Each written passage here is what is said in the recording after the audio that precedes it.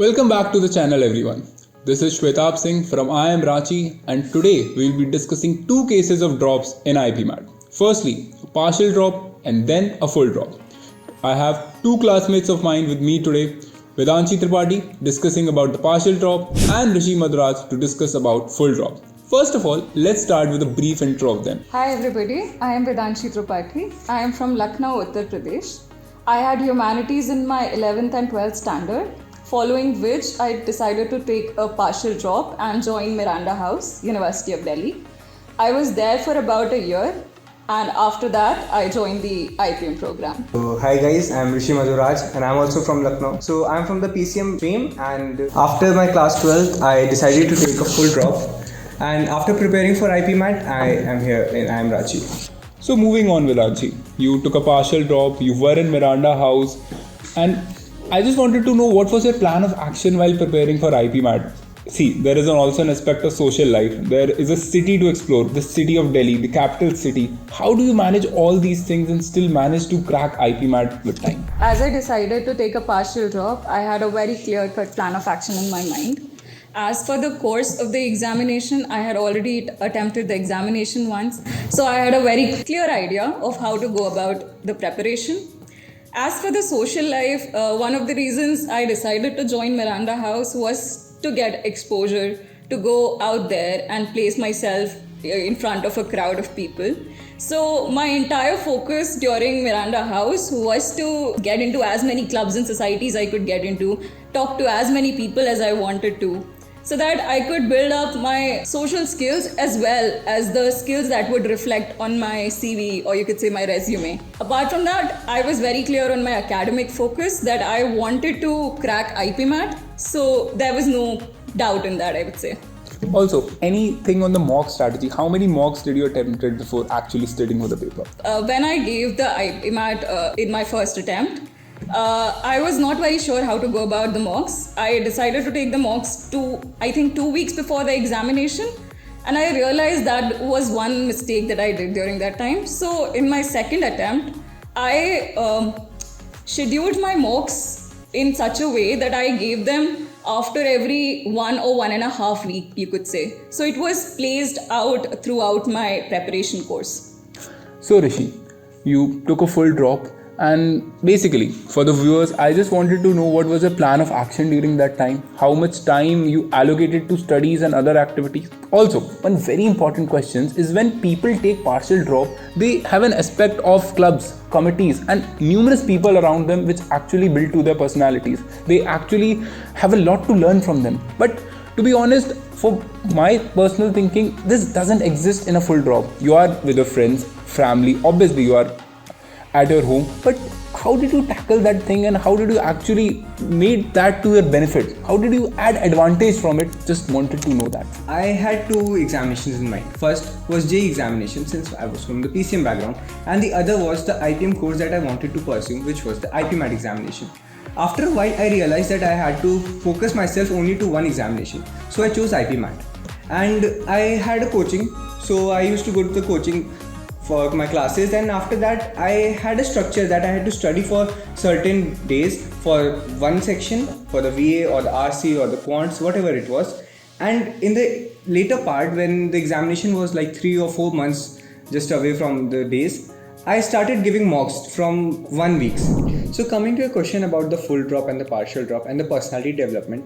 So what I did was I went for archery tournaments. I am a national level gold medalist archer and that is what I did.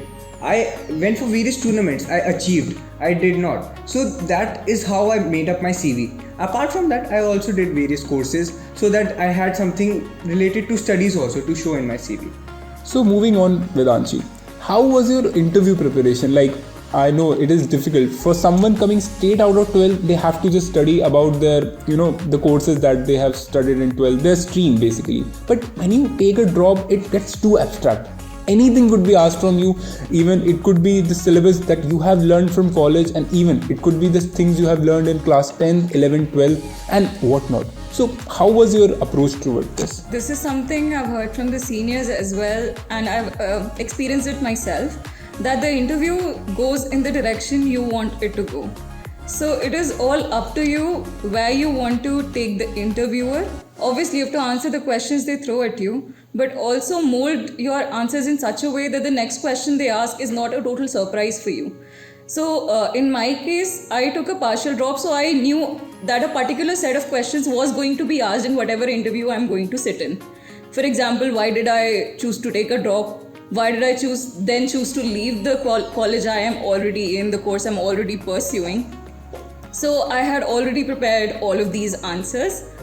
These questions are not to grill you. Also, in my case, course I was pursuing was similar to the subjects I had studied in 11th and 12th. So the academic portion was more or less the same. I had to just brush up on those things which I had already studied.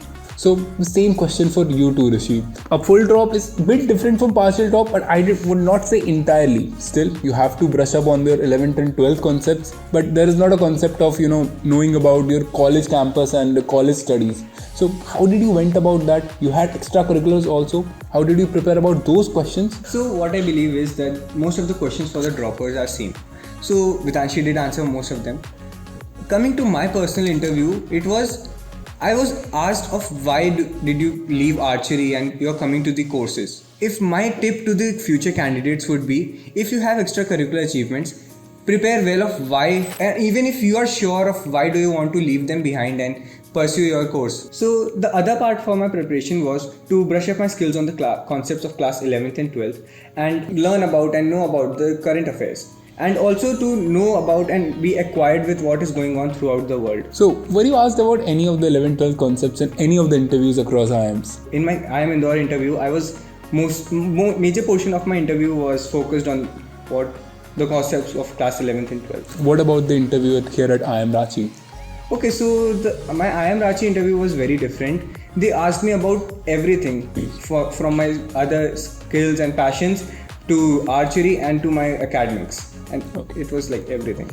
Okay, but still one question, I still don't know how Rishi answered it in the interviews, that why even after having a national level gold medal in archery, he is still pursuing an educational degree. I'm still very confused on that, but let's move on. Also, just one final question to both of you. Did you, both of you, at any time think that there is a disadvantage to any of the droppers while appearing for the IPMAT? It could be at any stage, while appearing for the written exam, while appearing for the interview. Is there a disadvantage for droppers over the freshers? I don't think there's any disadvantage for the droppers. But one thing what I personally believe is that the interview expects you to explain why and what you did during your drop year. Apart from that, I don't think there is any biasness. So basically, if you have an explanation for the drop year, what you did in there and why did you take it, it's all good. Yeah, it's all good. Anything to add, Vedanshi? No, I absolutely agree with whatever Rishi said, that there's absolutely no biasness with respect to droppers or freshers even. It all depends on how you present yourself, what your capabilities are, and how you decide to mold the interview. That's all.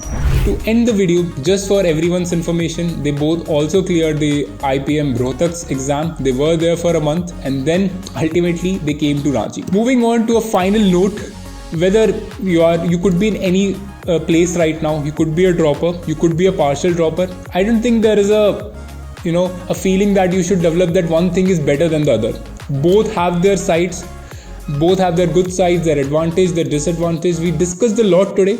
And for more information and for other courses, you can always, in the description, there are links to all our courses, and just best of luck for every one of you appearing for exams next year.